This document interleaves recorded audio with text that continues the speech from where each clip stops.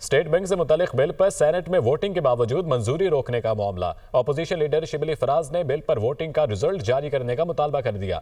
Senate में कायदे हिस्ब इख्तलाफ। सेनेटर शिबली फराज का चेयरमैन सेनेट और पार्लिमानी लीडर्स को खत के मतन के मुताबिक सेनेट के गुज़िश्ता इजलास में सेनेटर मोहसिन अजीज ने स्टेट बैंक से मुतालिक निजी बिल पेश किया। स्टेट बैंक से मुतालिक बिल पर खैबर पख्तनख्वा और बलूचिस्तान के तमाम हुकूमती और अपोजिशन सेनेटर्स ने वोट किया।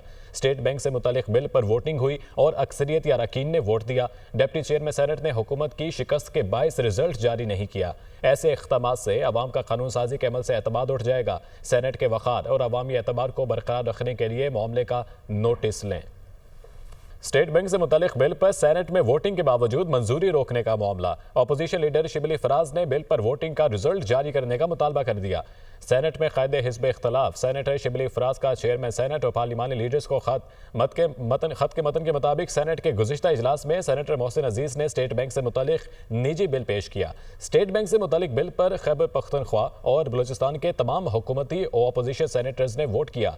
स्टेट बैंक से मुतालिक बिल पर वोटिंग हुई और अक्सरियती अरकान ने वोट दिया। डिप्टी चेयरमैन सेनेट ने हुकूमत की शिकस्त के बायस रिजल्ट जारी नहीं किया। ऐसे इक़दामात से अवाम का कानून साजी के अमल से एतमाद उठ जाएगा। सेनेट के वक़ार और अवामी एतबार को बरकरार रखने के लिए मामले का नोटिस लें।